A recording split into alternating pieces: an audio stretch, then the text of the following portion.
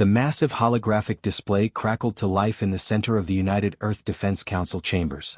Blue light filled the room as the image stabilized, showing a creature that made even the bravest humans take a step back. Ambassador Velthak of the Vorthan Empire stood 12 feet tall, his dark purple skin covered in ridged armor that seemed to be part of his body. 4 powerful arms moved with practiced grace as he spoke, each ending in clawed hands that could crush steel. His head was elongated, with 6 glowing yellow eyes arranged in 2 rows. When he opened his mouth, rows of sharp teeth became visible, designed for tearing flesh rather than the plant matter most civilized species consumed. Behind him, the bridge of his massive warship stretched into darkness, filled with other Vorthan warriors who watched the proceedings with obvious contempt. Species of Earth, Velthak began, his voice automatically translated by the communication system. The translation could not hide the menace in his tone, the way he spoke the word species, like it tasted bitter in his mouth. You have been observed. Your reckless expansion into space has been noted by the Galactic Confederation. Your primitive weapons and chaotic nature pose a threat to civilized worlds. In the Earth Council chambers, 50 of humanity's greatest leaders sat in stunned silence. They had known this day would come eventually. For the past decade, human colonies had been spreading across nearby star systems, establishing mining operations and research stations. They had encountered a few alien scout ships but nothing like this. Admiral Kim Dae-ho remained standing at the central podium, his gray hair neatly combed and his dress uniform bearing the medals of a dozen conflicts. At 62 years old, he had seen humanity's worst wars and most desperate moments. His dark eyes never left the alien ambassador as Velthak continued his speech. You will submit to galactic oversight immediately, the alien declared, raising one of his 4 arms dramatically. Your expansion ends now. You will accept our monitoring stations in orbit around your world and all your colonies. You will share your technologies with the Confederation for proper evaluation. Most importantly, you will limit your breeding to sustainable levels as determined by our scientists. General Park Soo-jin shifted uncomfortably in her seat behind the admiral. She had spent 30 years building Earth's military from scattered national forces into a unified defense network. The idea of alien monitors watching their every move made her jaw clench with anger. Beside her, Dr. Lee Min-ho, Earth's leading xenobiologist, frantically took notes while trying to analyze the aliens' biology through the hologram. Commander Choi Hae-jin, the youngest member of the council at only 38, kept her expression neutral despite the fear racing through her mind. She commanded Earth's small but growing space fleet, and she had seen the massive alien ships gathering at the edge of the solar system. Hundreds of vessels, each one larger than anything humanity had ever built. Velthak's voice grew louder, more demanding. This is not negotiation, primitive species. This is mercy. The Galactic Confederation has ruled space for 3,000 years. We have brought order to chaos, civilization to savagery. 12 great species serve under our guidance, contributing their strengths to the greater good of all. The alien gestured with all 4 arms now, his yellow eyes blazing with authority. Your chaotic nature, your tendency toward violence, your uncontrolled reproduction, these things end now. Accept our terms, and your species will be allowed to exist under proper guidance. Refuse, and you will be classified as a hostile force to be contained. The chamber fell silent except for the quiet hum of the holographic projectors. Every human in the room understood what they were hearing. This was not a request or even a demand. This was a declaration that humanity's independence was over before it had truly begun. Admiral Kim Dae-ho felt the weight of 7 billion human lives pressing down on his shoulders. Behind the alien's words lay the clear threat of force. The scouts had reported alien weapon systems that could turn planets into glass, energy shields that could deflect nuclear missiles, and technology that made humanity's best efforts look like stone tools. But Kim had not survived decades of warfare by backing down from superior forces. He had learned that sometimes the only way to win was to refuse to accept defeat, even when logic said you should surrender. He looked back at his fellow council members one final time. General Park gave him the slightest nod. Dr. Lee Min-ho straightened in his chair, showing his support. Commander Choi met his eyes and whispered a single word that the alien translator would not pick up: fight. Kim turned back to face the towering alien ambassador. The chamber was so quiet that the sound of his breathing seemed loud in his own ears. Somewhere beyond Earth's atmosphere, hundreds of alien warships waited for his answer.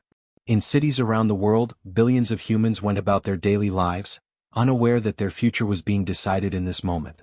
Ambassador Velthak, Kim said finally, his voice carrying clearly across the silent chamber. He spoke slowly, making sure every word was perfectly clear. "We have considered your generous offer very carefully." He paused, meeting the alien's 6 glowing eyes directly.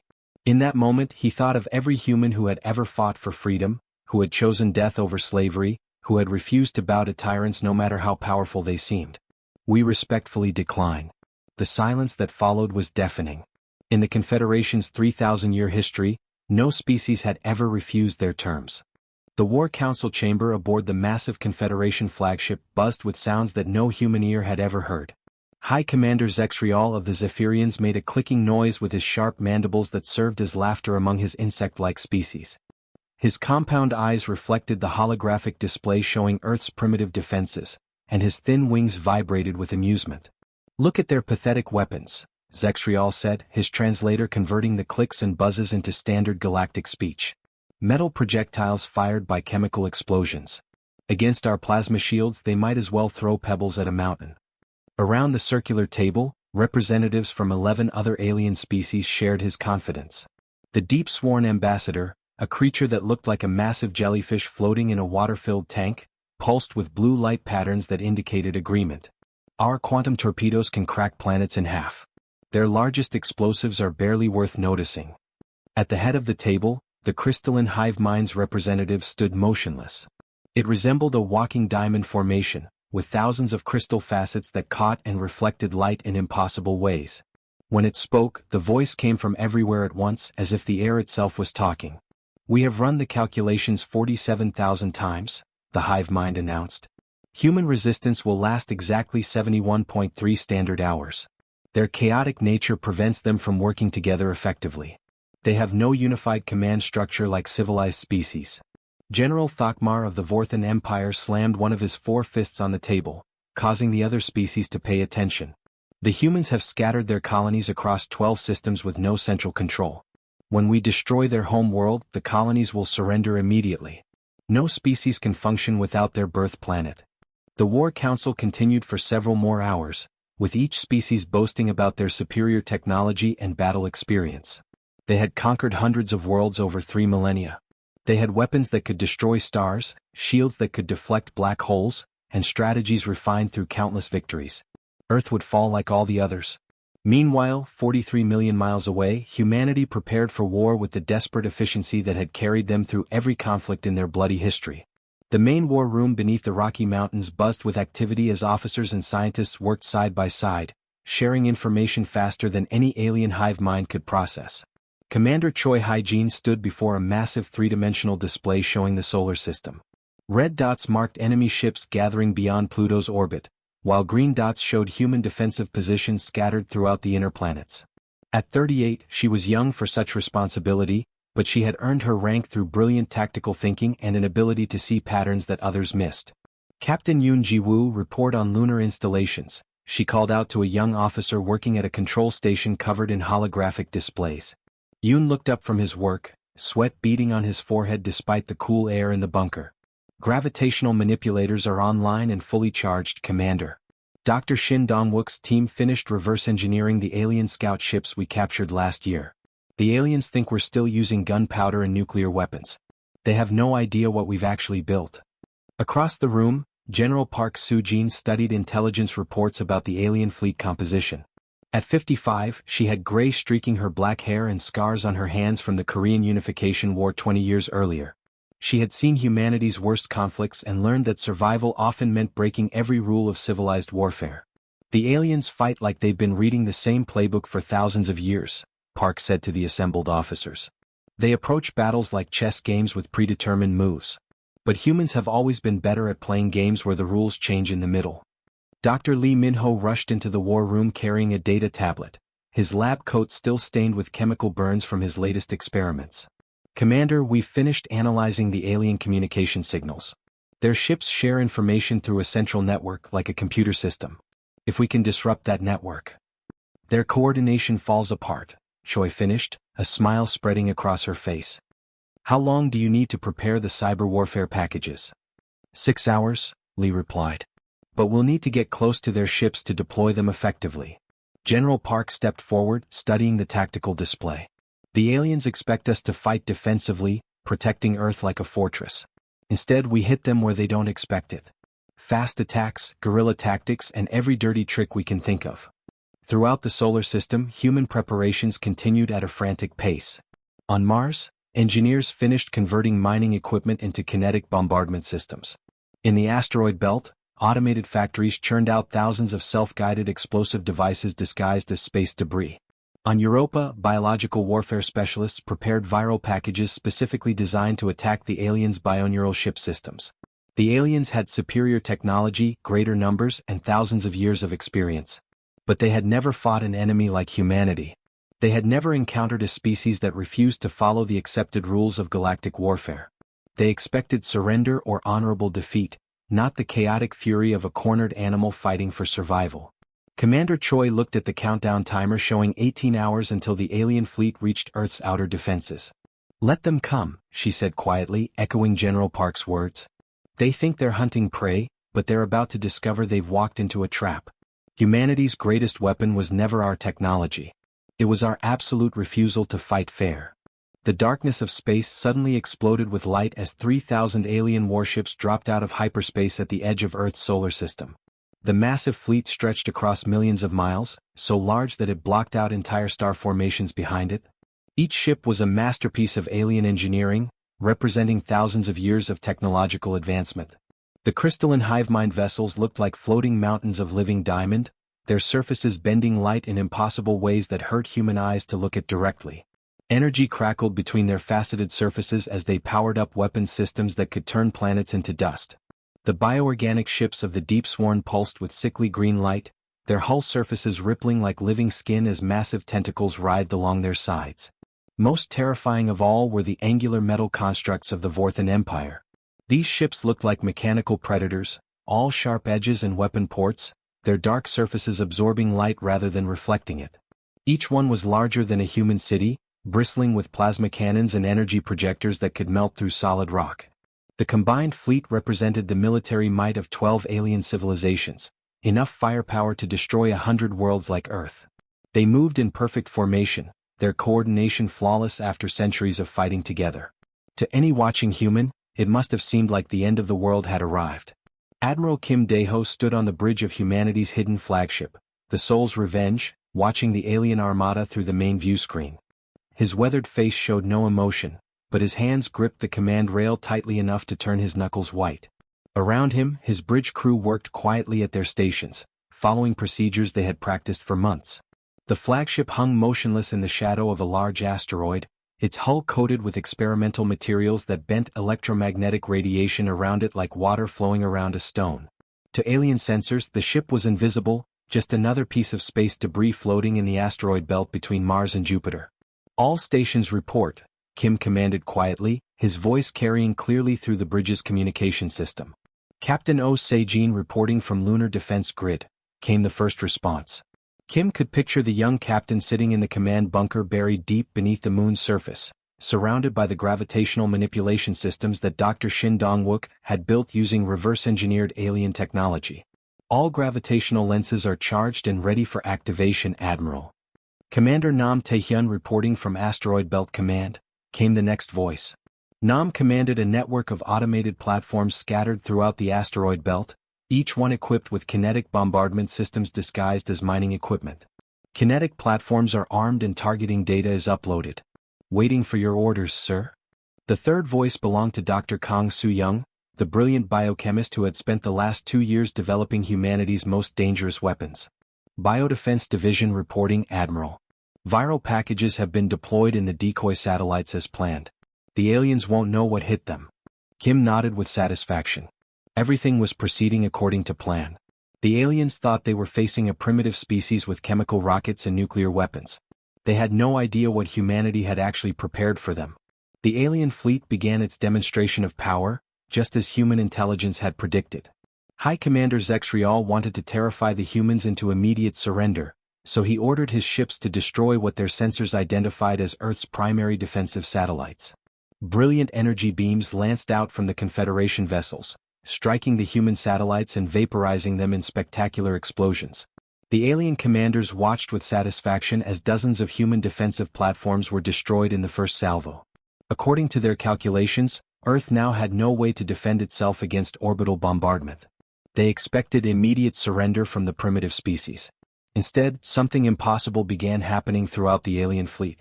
Cascade failures started rippling through their bioneural networks as human-engineered viruses infiltrated their ship systems.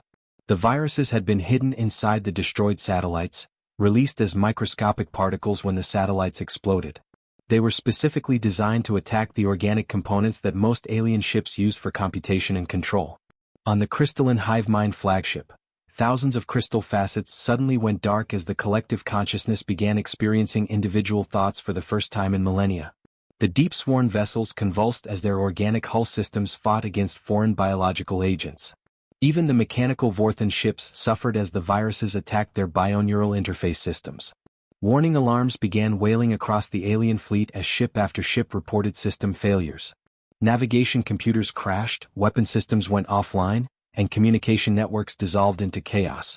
In less than 10 minutes, the most powerful fleet in galactic history had been reduced to a collection of confused and partially disabled vessels.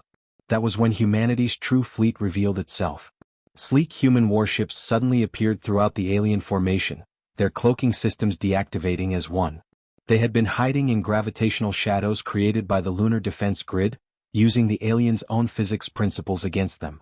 The ships were smaller than the alien vessels but faster and more maneuverable, designed for hit-and-run tactics rather than massive fleet engagements. "Now they see us," Admiral Kim said calmly as his flagship's weapons came online.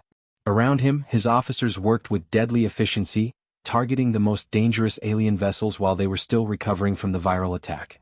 "Signal all vessels throughout the fleet engage at will." The real battle was just beginning, and the aliens were about to learn that humanity's greatest strength had never been superior technology. It was their willingness to fight dirty when survival was on the line. The docking bay of the Confederation flagship shuddered as human assault shuttles punched through its energy barriers using crude but effective kinetic rams.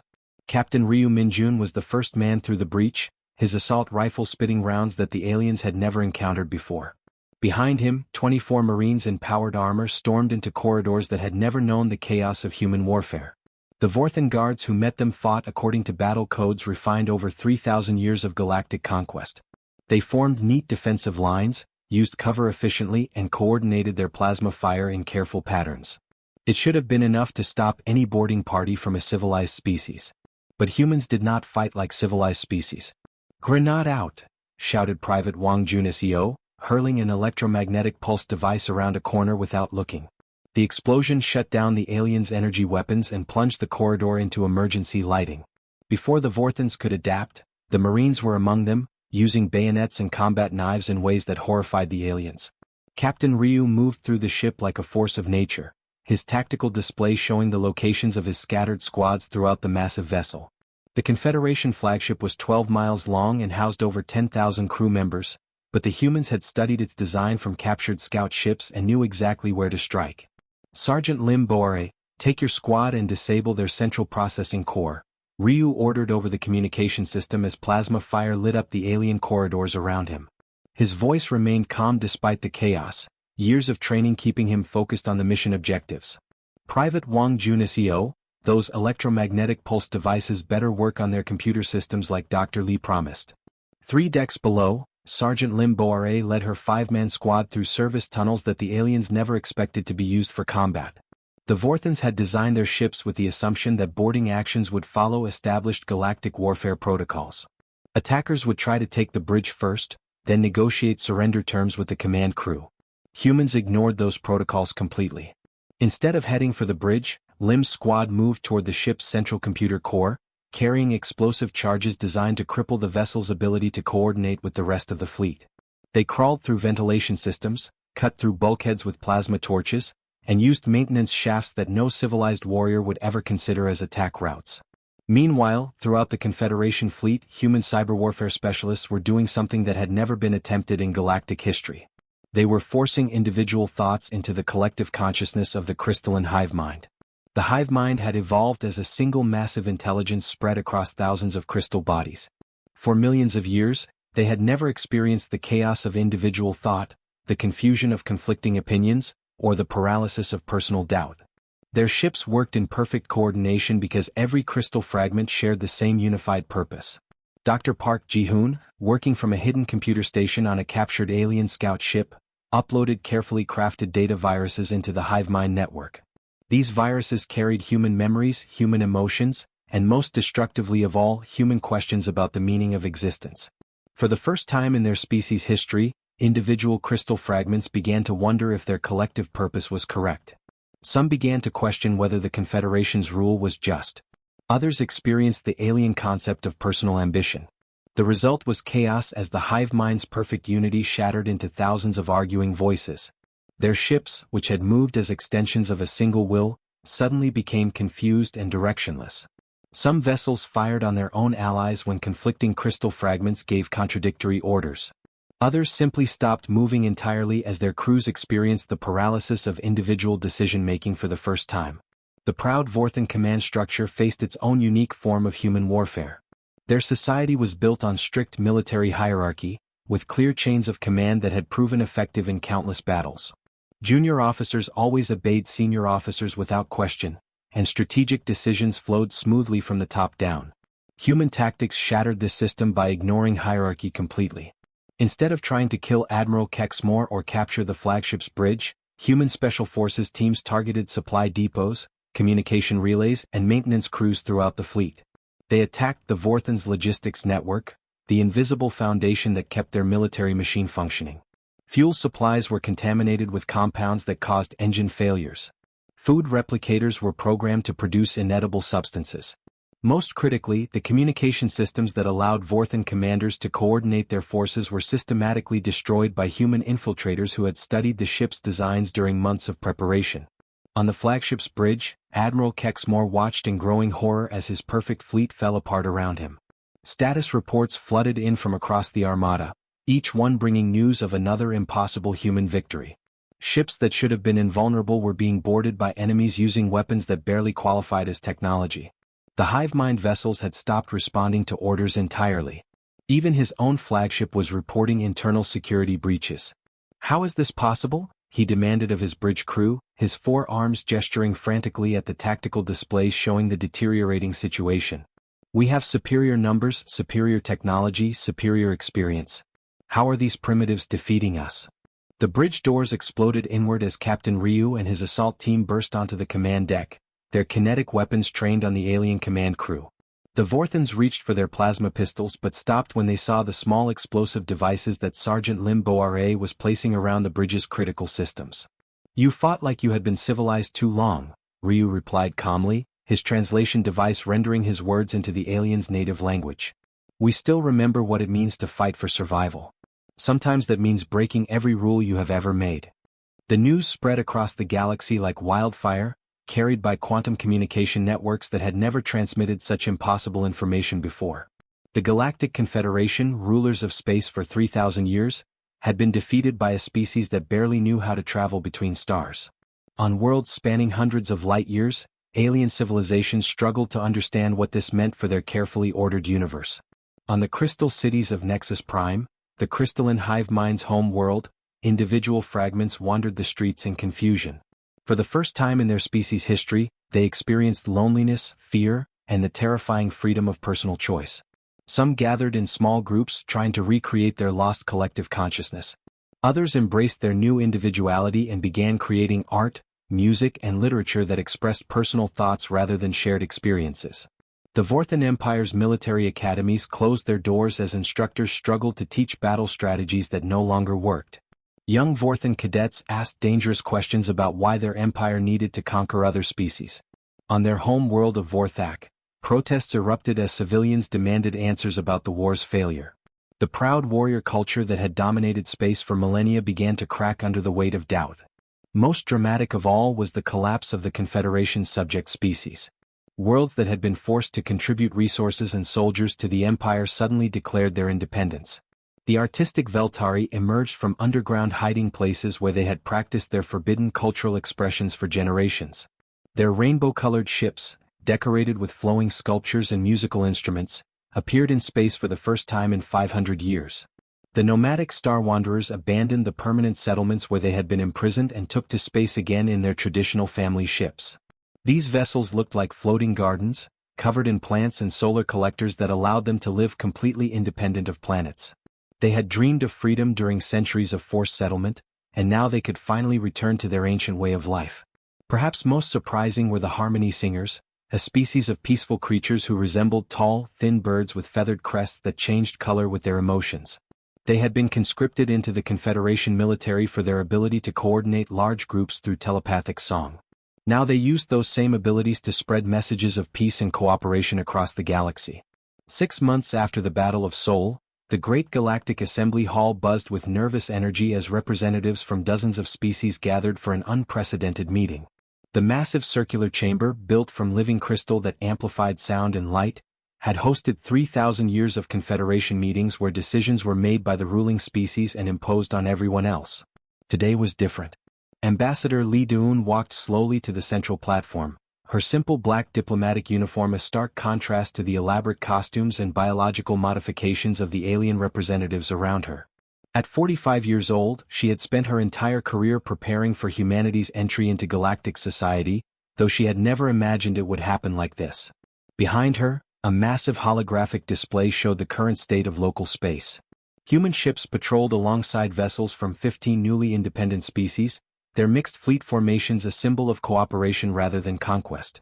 The ships themselves told the story of the new alliance, sleek human destroyers flying next to Veltari art ships, Star Wanderer garden vessels, and the gleaming white hospital ships of the Harmony Singers. Honored representatives, Li began, her voice carried clearly through the chamber by translation systems that converted her words into dozens of different languages. Humanity never sought war with the Galactic Confederation. We sought only the fundamental right that should belong to all sentient beings, the right to exist as we choose, not as others dictate. In the seats reserved for former Confederation leadership, Velthax sat in bitter silence. The once proud High Commander had been stripped of his rank after the military disaster at Sol. His 4 arms hung limply at his sides, and his yellow eyes had lost their commanding glow. Around him, other former Confederation officials watched as their subjects openly celebrated the human ambassador's words. For 3,000 years this galaxy has been ruled by the principle that might makes right, Li continued, her voice growing stronger as she spoke. Strong species dominated weak ones. Advanced civilizations imposed their will on primitive ones. Military power decided who had the right to exist freely. The Veltari representative, a creature that looked like a living rainbow with dozens of color-changing tentacles, began humming a song of agreement that filled the chamber with harmonious tones. Other species joined in with their own expressions of approval, the Star Wanderer's ships projecting light patterns visible through the chamber's transparent walls, the Harmony Singer's feathers shifting through colors that indicated joy and hope. But the universe is vast enough for all of us, Li said, raising her voice above the growing celebration. It is not, however, vast enough for empires built on the belief that some species have the right to control others. We offer our hand in partnership to any who would take it, as equals, as friends, as free beings choosing their own destiny. The vote that followed was unlike anything in galactic history. Instead of the Confederation's ruling council making decisions for everyone, each species cast their own vote on whether to recognize the human free trade zone. One by one the votes came in and one by one they supported the new alliance of equals. Captain Park So-min watched the proceedings from the bridge of her patrol ship, the Inshan's Pride, as it orbited the assembly station alongside vessels from a dozen different species. Her crew included humans, Veltari artists, Star Wanderer navigators and Harmony Singer communication specialists, all working together by choice rather than force. The age of the Confederation was ending, and something entirely new was beginning.